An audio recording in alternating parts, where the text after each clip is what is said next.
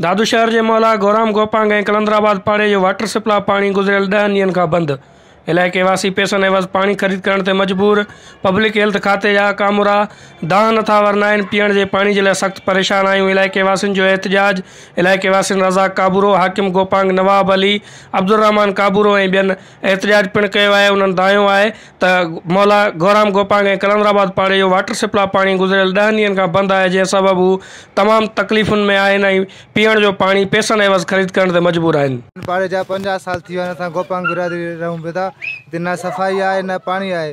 असां बेरोज़गार आहियूं, पंहिंजे बचनि जी रोज़ी लाइ वञूं पिया था ऐं हिते पानी ख़रीद पिया था कयूं 200 जो डेली ऐं 600 रोज़ी मिले। असां 300 रुपया छा बचो घर हलंदो। ॿार बचे महिरबानी करे MP असां रफ़ीक जमाल साहब महिरबानी करे असांजो पाड़े जी सफ़ाई थिए ऐं रोड रस्ता ठहनि ऐं पाणी जो सुख मिले असांखे। चाचो मां असां विया आहियूं त पे सिकंदर पवर जेको हिननि जो एस जो आहे उते असां अचे वेठो आहे त बाबा हिननि खे जनरेटर हलाए पाणी ॾिनो वञे। हिकिड़ो ॾींहुं जनरेटर हलाए करे अॼु हफ़्तो पूरो गुज़री वियो आहे। सुबुह वारो टाइम जनरेटर हलाइनि था, बाक़ी ॿियो हुननि खे चई बंदि करे छॾियो। जेको अचे चयोसि बाबा साहब ऑर्डर असां न हलाईंदासीं। पीअण जो पानी वाटर सप्लाई अचे थो कोन। 40 साल खां हिते था रहूं। मुंहिंजो नालो मोहम्मद ख़ान आहे। ज़ातियो बब्बर आहियां। हिते टोटल क़ौमूं आहिनि। बब्बर आहिनि, चांडिया आहिनि, जमाली आहिनि, गोपांग आहिनि, लिगारी आहिनि, सभु आहिनि। अॼु महीनो थी वियो आहे असां ग़रीब माण्हुनि खे पाणी कोन्हे। हर इदारे DC सां वञूं था, चवनि था हेल्थ ॾे वञो। जे हेल्थ वारे ॾे वञूं था त मोटर ख़राबु आहे। असां कहिड़ो गुनाह कयो आहे? छो ज़ुल्म आहे असां सां? इन जे लाइ असां मीडिया खे चयो ख़ुदा जे वास्ते असांजी मदद कयो, ॿियो केर बि कोन्हे को। 15-20 ॾींहं थिया आहिनि पाणी कोन थो अचे। होॾां हेडक्वार्टर खां भरे ईंदा आहियूं पीअण जे लाइ। हा, पीअण जे लाइ। मुंहिंजो नालो मुजीबुर रहमान काबूरो आहे। असां हिते 30 सालनि खां रहाकू आहियूं।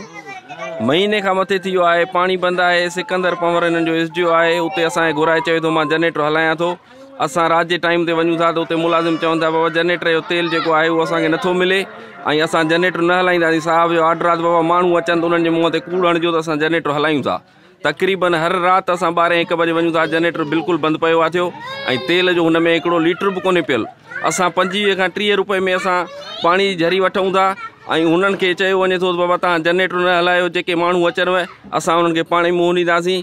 हिननि असांजो इंजीनियर SDO मथां खां वठी DC साहब ते असां कंप्लेनूं कयूं। सभु हिक ॿिए सां ॿधल आहिनि। जनरेटर जो तेल खाइण खां सिर्फ़ु असां ग़रीबनि खे पाणी नथो ॾिनो वञे।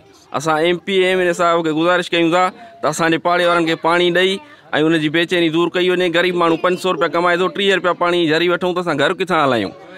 असां इन करे सभु तव्हांखे बि गुज़ारिश कयूं त पाड़े जो असांजो वार्ड नंबर 5 गोराम खान गोपांग दादू।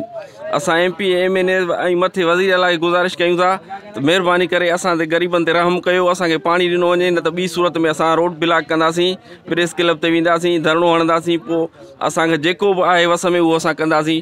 दादू शहर के मौला गोराम गोपांग ऐं कलंदराबाद पाड़े जो वाटर सप्लाई पानी 10 ॾींहनि खां बंदि आहे। दादू शहर जा 70% पानी जेको आहे जर खारो थी वियो आहे, जंहिं सबबु शहरी पाणी पीअण जे पाणी जे लाइ सख़्तु परेशान आहिनि।